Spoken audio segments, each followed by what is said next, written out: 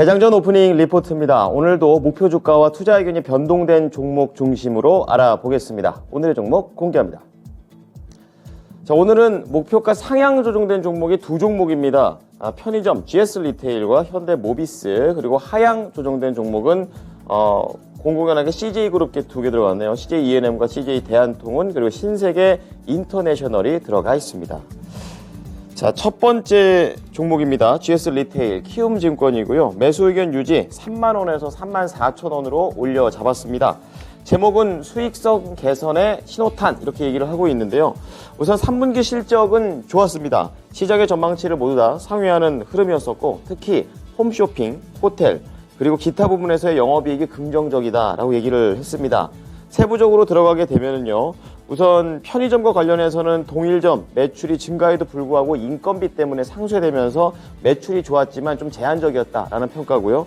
슈퍼 쪽에서는 기존점 매출의 감소로 영업이익이 줄어들었고, 홈쇼핑 쪽에서는 의류, 임의용 매출에 대한 호조가 나왔습니다. 그리고 호텔은 투숙률이 올라가게 됐고, 그리고 시금, 연회 매출이 증가하게 되면서 긍정적이었다라고 얘기를 했습니다. 두 번째는 이러한 상황에서 비용 절감에 대한 노력과 그리고 본업 업황의 호조다, 이렇게 얘기를 하고 있는데요. H&B 사업을 중단하고 이제 돈이 좀 될 수 있는 프레시몰의 물류비, 그리고 광고 판촉비, 이런 부분도 다 절감을 하고 있습니다. 거기에다가 세부적으로 어바웃팻의 비용도 추가로 절감할 계획이라는 것도 얘기하게 되면서 전체적으로 다이어트를 하면서 앞으로에 대한 시장에 대응하려는 움직임을 보이고 있고요. 그리고 본업인 편의점 업황과 관련해서 긍정적인 분위기가 연결되고 있기 때문에 GS 리테일 목표 주가를 상향 조정했습니다. 두 번째 종목은 현대 모비스입니다. 다올투자증권 매수 의견 유지 28만원에서 30만원으로 역시 목표 주가 올려 잡았습니다. 전동화 외형 성장과 800V 수혜, 이렇게 얘기를 하고 있는데요. 우선은 이 배터리 시스템이 고도화되는 것에 대한 수혜를 받을 것이다 라고 얘기하고 있습니다. 이 현대 모비스는 앞으로 이 전동화가 어떻게 되느냐가 회사의 앞날을 좌지우지할 수 있을 정도로 중요하다, 이렇게 얘기를 하는데요.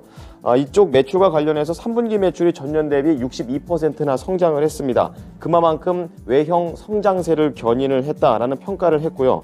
전기차 비중이 앞으로 더욱더 높아지게 되면서 배터리 시스템 고도화에 따라서 이와 관련된 마진율도 개선될 것으로 기대했습니다. 그리고 고전압 시스템 적용 수혜와 수직 계열화 노력, 이렇게 얘기를 하고 있는데요. 이 현대 모비스의 전동화 사업부 같은 경우에는 크게 배터리 시스템과 PEP 시스템으로 구성이 되어 있습니다. 네, 그런 가운데 그룹사가 800V 시스템을 채택을 했고요. 이렇게 되면서 고전압 시스템 적용이 필수가 됐습니다. 그리고 그렇기 때문에 앞으로 이 시스템 적용 수혜를 받게 되고, 이 과정에서 SiC 변도체 수직 계열화 시도도 지금 진행 중이기 때문에 앞으로 추가적인 모멘텀이 될 수 있다라고 얘기했습니다. 자, 지금부터는 목표 주가 하향 조정된 종목입니다. CJ E&M이고요. 하나증권 매수 의견 유지 11만 5천원에서 10만원으로 낮췄습니다. 4분기도 3분기와 유사한 흐름, 3분기가 안 좋았는데 4분기도 안 좋다는 내용입니다. 3분기 실적을 보게 되면 전망치를 크게 하회한 내용입니다. 매출과 영업이익 모두 다 안 좋았고요.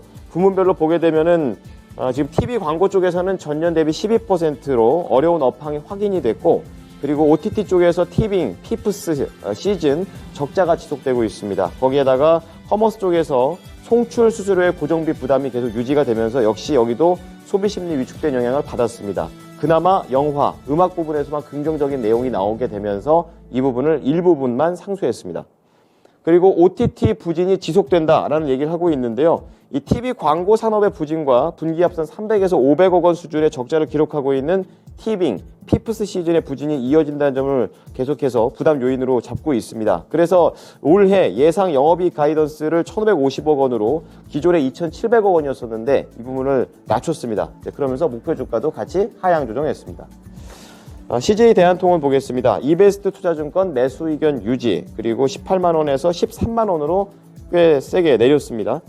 네, 수익성 개선 노력이 지속된다, 이렇게 얘기를 하고 있는데요.